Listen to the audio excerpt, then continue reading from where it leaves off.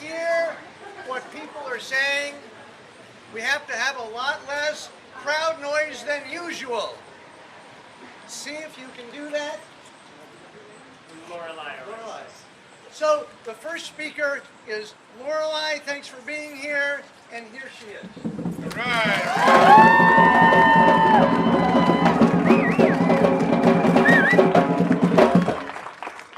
Ladies and gentlemen of all genders and persuasions, thank you so much for coming out today.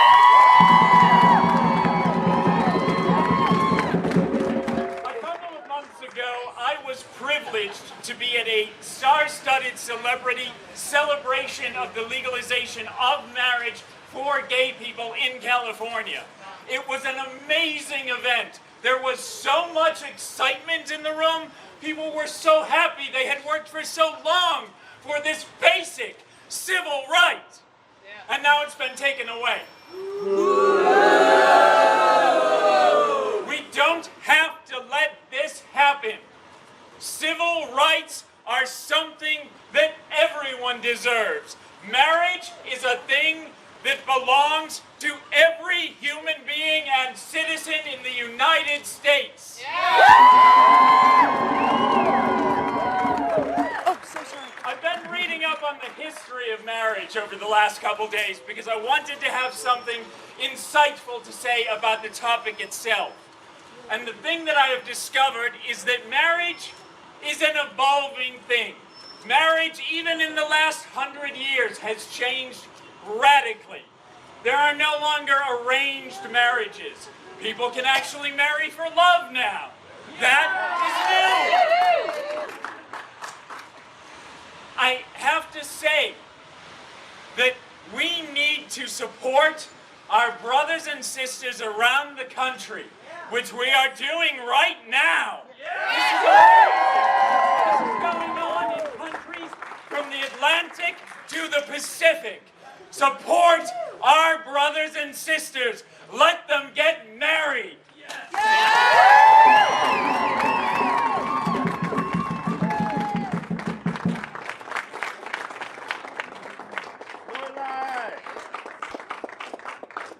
Hello, everyone, and thank you so much for coming out here today to support equality.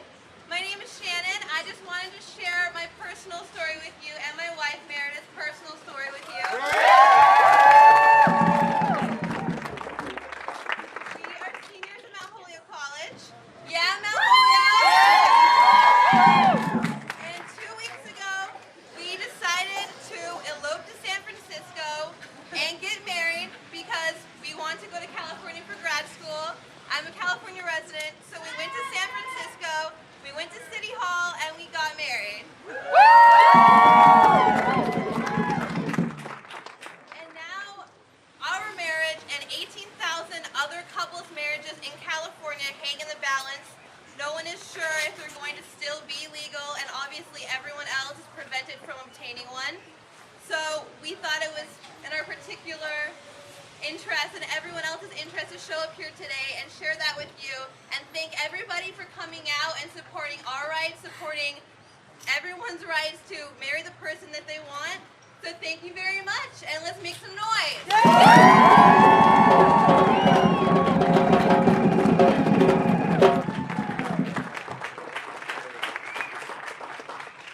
Hey friends. Hey. My name's Emily Heath, and the first thing I want to do is apologize on behalf of people that wear a collar like mine, who stood up against gay marriage in California, and to tell you that not everyone feels that way who wears a collar. I'm here as a person of faith to tell you I support gay marriage.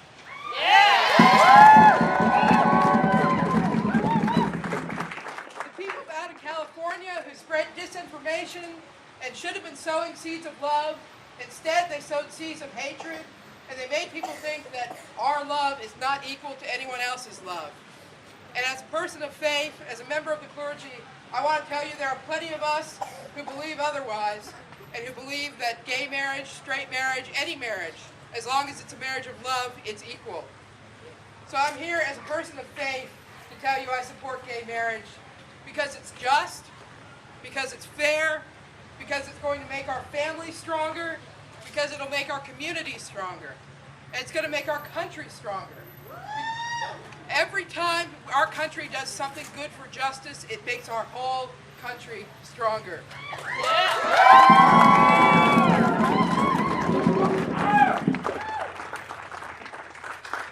I have two parents who have been married almost 50 years now, and they're a straight couple, but I think they know more about marriage than anyone I know. And I talked to them and I said to them, do you feel any threat whatsoever to your marriage if people like me can get married? And they said, of course not, because they know there's no threat to their marriage if someone like me or someone like you or someone like a lot of the people out here get married. They know that the threat is not two people who love one another. The threat is the hate that is projected on two people who love one another.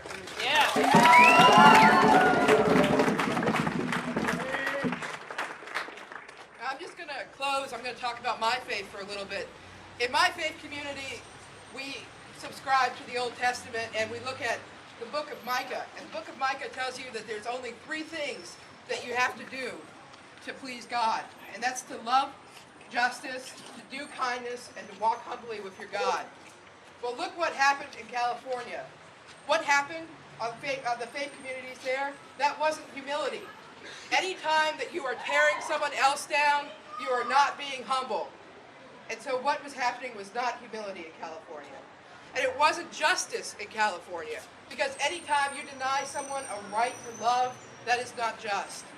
And God knows it was not kind. Now, the one thing I know from my faith is that no matter how much hate there is, no matter how much fear there is, no matter how much there is that tells us that people who are different from us are wrong, in the end, one thing happens, and that's that love wins. So say it with me. Love wins. Love wins. Love wins. Love wins. Love wins. Amen.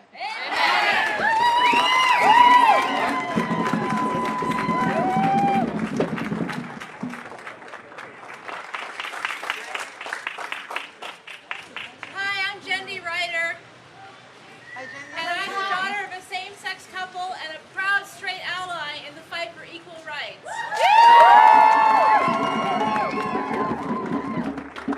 I'm here to ask, who gets to tell the story of your life?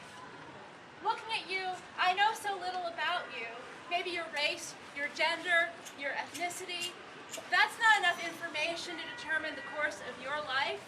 I shouldn't decide that one of you can vote and one of you can't. One of you can be a doctor or a politician and one of you can't. I don't know anything about your hopes and dreams and talents. And it should be the same way about your marriages. Right. Do we want to live in a country where every voice is heard? Or do we want to live in a country where we don't need to understand each other because some people have decided they can speak for everyone? In America, we understand that racism and sexism violate fundamental human rights. We need to see that homophobia is a form of sexism. Thanks to brave activists in the civil rights movement, my gender doesn't determine whether I can go to school, give testimony, own property, or hold a job. Surely the opportunity to love another person and to seek social support to keep that love faithful and healthy is as important as any of these rights. Who gets to tell the story of my life? When I was growing up on the Lower East Side of Manhattan, I had to lie about my family. My mother lost her job because she was in a relationship with another woman. Her partner couldn't feel secure as my other parent because we had to pretend she was my babysitter. When you can't admit that you're a family, you can't ask your teachers or your friends for help with your problems, and you feel shame and isolation. We don't want that for our children. We don't want that for our families. Being raised by two strong women taught me there are as many ways of being female as there are ways of being human. And I believe as a feminist that men and women and everyone in between should be free to relate to each other as fully human. Yeah.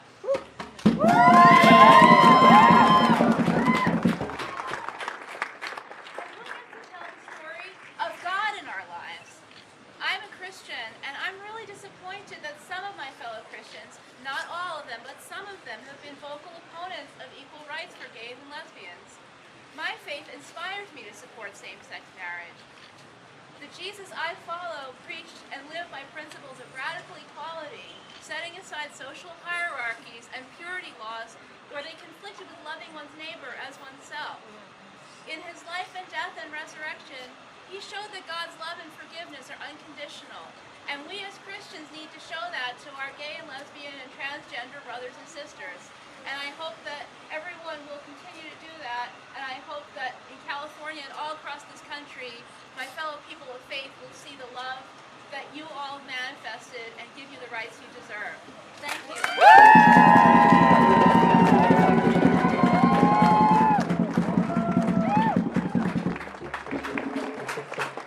It is my great pleasure to introduce the Raging Grannies!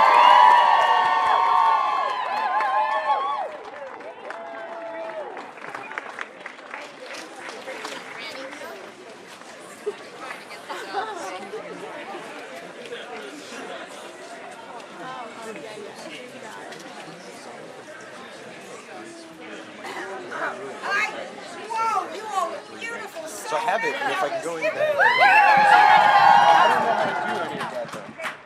Should I just, my car's like parked over there, should I just carry it up on through that here? famous Should I go in May through 17th a few years ago. We have great celebratory Oh, I have somebody that songs. can help me. If someone can So we're going to sing these songs knowing that someday they'll be able to be sung in California. Well, I will look and see in my car if I need such a and probably slowly blaze past it. There is a ruling in our state, that combats attitudes of hate by giving gays and lesbians their due. Equality for me and you. Celebrate a ruling which says there should be no fooling over who can marry whom in Massachusetts. No other states deny our rights. There will be challenges and fights and fights and more justice, and our dignity will sue. And marriage rights for me and you. And celebrate the ruling that says there shall be no fooling over who can marry whom in Massachusetts sounds. We hope the world will come to see. California, do you hear it? Marriage should be free, and the jerks who see gay marriage as a threat are out of touch as one can get. Celebrate a ruling which says there should be no fooling over who can marry whom in Massachusetts town. They deny our rights. There will be challenges and fights and more justice, and our dignity will sue. And marriage rights for me and you.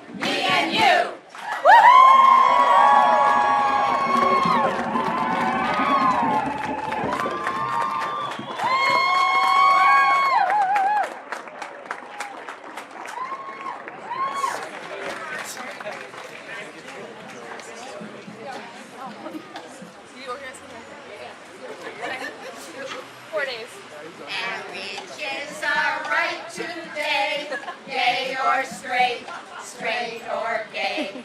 Marriage is our human right. We won't lose it, we will fight. Marriage is our right today, gay or straight or gay. It's easy. Let's do it together. Marriage is our right today, gay or straight or gay. Marriage is our human right. We won't lose it, we will fight.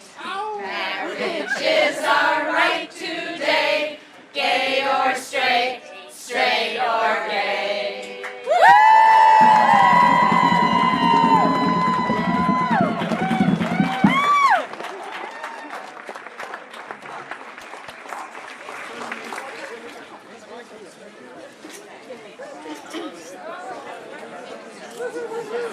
This is our love song. Let me call you sweetheart. Let me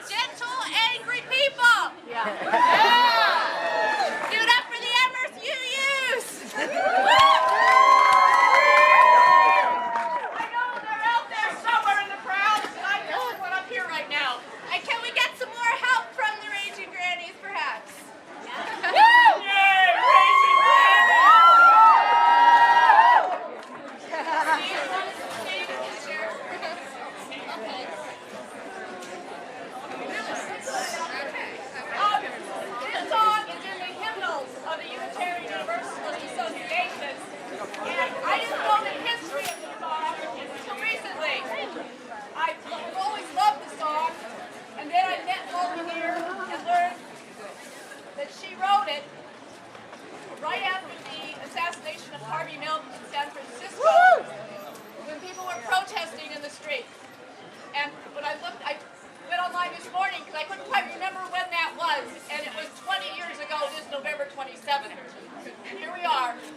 Some progress, a lot still to go. If you don't know this song, I've been told many of you do. If you don't, it's pretty easy to pick up. Most of it is the same, and there are certain key phrases that I will shout out first in between so that you can all hear what you're supposed to say if you want to join in. There are 6 verses. I don't know if you want to do all 6. So, Raging Grannies who are helping me, why don't we do 1, 3, and 5? That makes sense? 1, 3, and 5. Okay. Yeah, I actually brought a pitch pipe because I never know. Well, I don't know if anyone, you guys know better. Give me an A.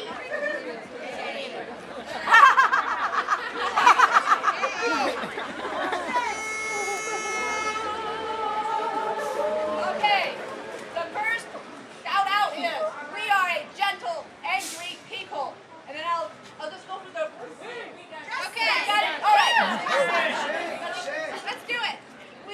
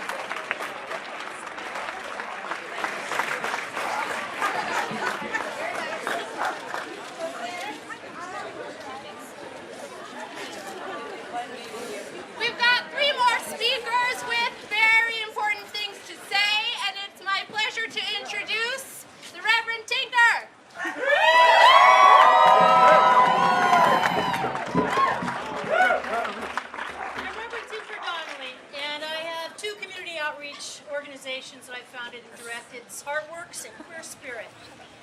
And as I'm standing here, I am feeling the waves of energy as they shift and change, and I'm thinking to myself, that's life. That's life. You feel the energy shifting, don't you? With the different kinds of music, and the chanting, and the drums, and the songs, and the messages. And that's life.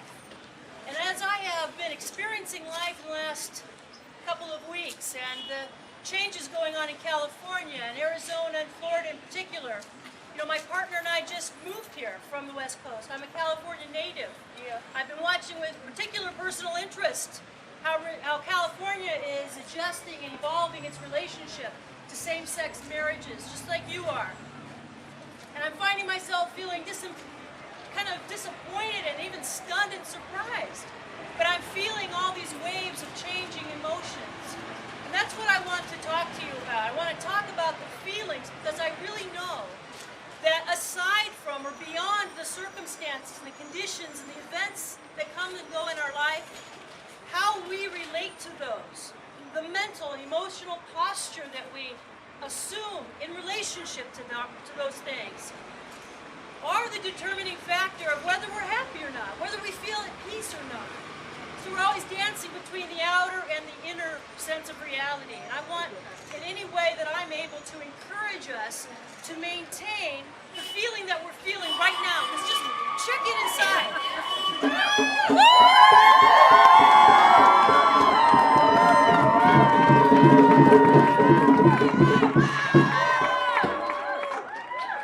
That's the energy of yes. And that is the pure, enthusiastic, dynamic energy of positive change. This is what we're called to. We're called to sustaining and maintaining and encouraging each other and ourselves to keep that energy.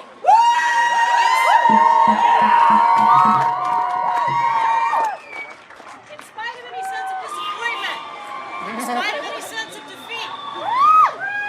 That's right. Just say yes. Because the fact is that this is the way change happens. You know, simple change can be affected by simple means, but what we're engaged in is not a simple change. It's a quantum shift in consciousness. Woo-hoo! It's a radical change in a cultural paradigm. It's big stuff. And so it is involving a circuitous route to its accomplishment. That's what's going on here.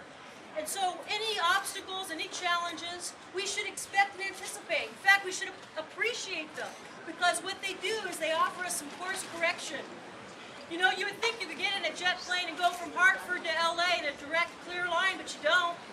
Jet planes don't work that way. They are always tacking back and forth. They're constantly in the mode of course correction, and that's life. And so we're getting good information right now.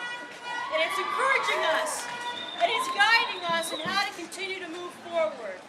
I'll leave you with this. The great American author Mark Twain said, the way to break a habit... Oh, don't you love this? I love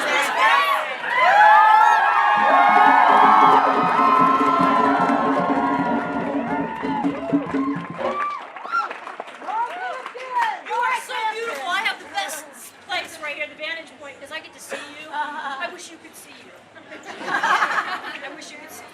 I wish you could feel you the way I get to feel you with you facing me energetically. I want you to know that Mark Twain said this about breaking a habit. He said, you break a habit by coaxing it down the stairs one step at a time. Habits are being broken. I think our nation is changing some very bad habits right now. Habits of inequality. Yeah. Habits of bigotry.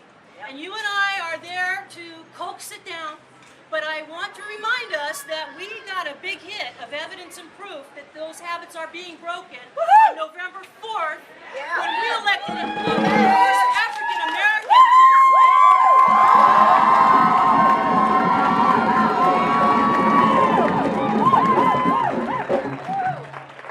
So I don't know what more proof we need that anything is possible. In fact, everything is possible, and so that should exhort us to staying persistent and strong, to staying the course, and to keep coaxing. Blessings to you. Namaste.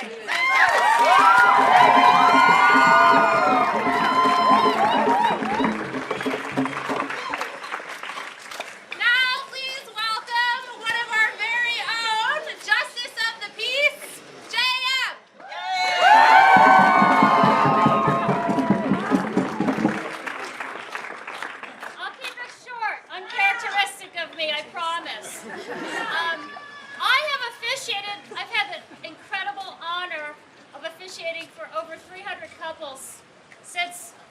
May 17, 2004. And you can't tell me that all the people in these books are less deserving of this full civil right than anyone else in the country. Some of you have been here. Who's been here for a long time? Then you know, when we first went to the State House, we had a sea of hatred when we first got there. I remember March 11th of 2004, and it was a really difficult thing to traverse. But and then we had to schlep there for 3 more years after 2004. But remember the shift? Yeah. Remember the spiritual, all kinds of leaders came over to our side in what is really a relatively short amount of time. So I have a lot of hope for California. I know it's a huge disappointment, but things are definitely moving forward, and we can't be stopped. We have to continue to educate. We have to continue to do whatever we can to gather our strength together, to persevere. And I also want to share with you that one of the other great honors in doing this is that I often get heterosexual couples calling me saying they have chosen me because I'm a lesbian and because of the work I'm doing with the same-sex community. We are incredibly fortunate to live in Massachusetts right now.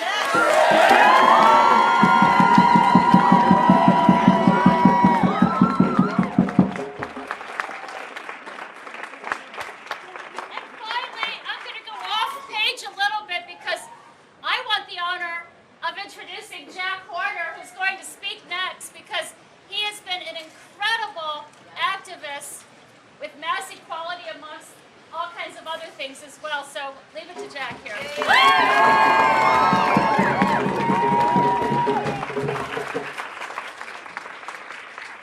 I want to echo all of the positive things that the other speakers have said. Now here in Massachusetts, we know something about how to protect gay marriage, don't we?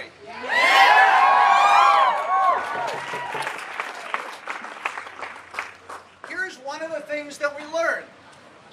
Once we change someone's mind and she or he votes the right way, they never go back.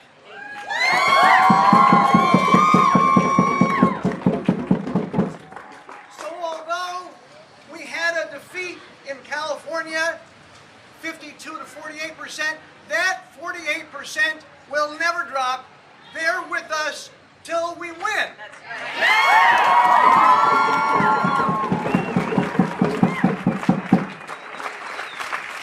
So whether this referendum is overturned in the courts or whether in 2 years we have to have another referendum, I want to tell you right now, and I'm speaking for mass equality because this is what we know and what we believe, we're going to win in California. I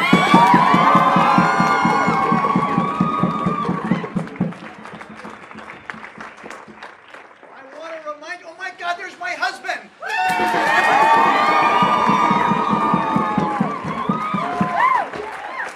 We were just married on July 19th.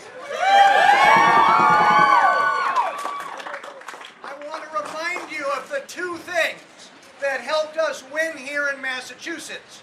One was the tremendous number of loving married couples, many with children, who went and visited legislators and just told them your stories. So when we want to win, we have to be out there, but we have to be out there in a positive way. That's what they need to do in California and all across the rest of the country. So that was the first thing.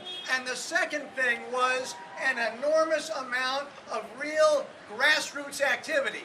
Going door to door, going to events and asking people to sign postcards, making phone calls. There's a lot of productive things that we can do here in Massachusetts to help California and other states. So I want to ask you, as we finish this rally, to really think toward the future in a positive and a productive way. I want to ask each of you to ask yourself this question. What can I here in Massachusetts do to be helpful going forward? Because there's work that you can do.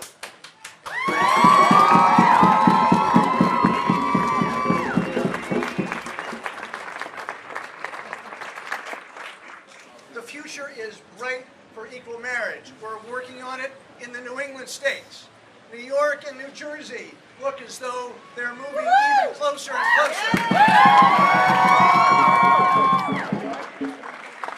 Just a short time ago, we lost, thank gosh, the distinction of being the only state, because now you can get married in Connecticut.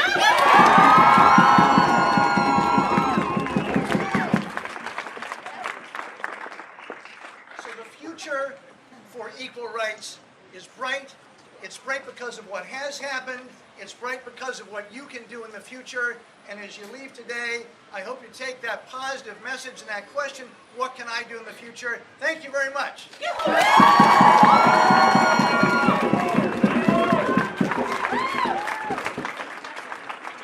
positivity that Jack is talking about. It's kind of a mixed bag here today. Who was here on November 18th of 2003 on these steps? Tuesday, we will be celebrating 5 years. That's the night that I decided to become a justice of the peace.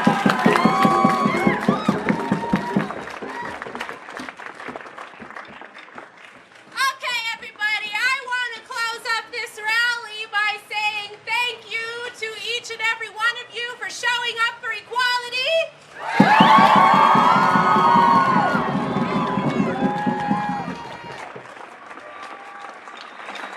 I want each and every one of you to take out into the world that this is not a California issue. This is not a four-state issue. This isn't a ballot issue. This is an issue of equality for all Americans.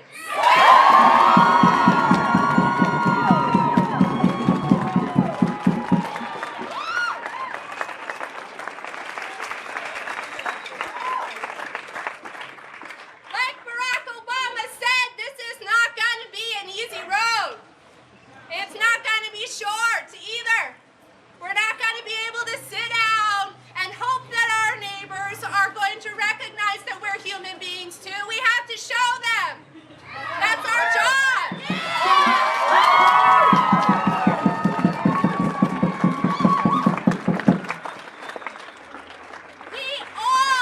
We all have a job to do. And I hope that y'all are going to go out there and do it.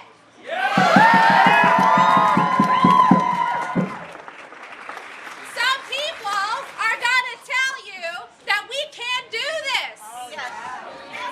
And what are you going to say?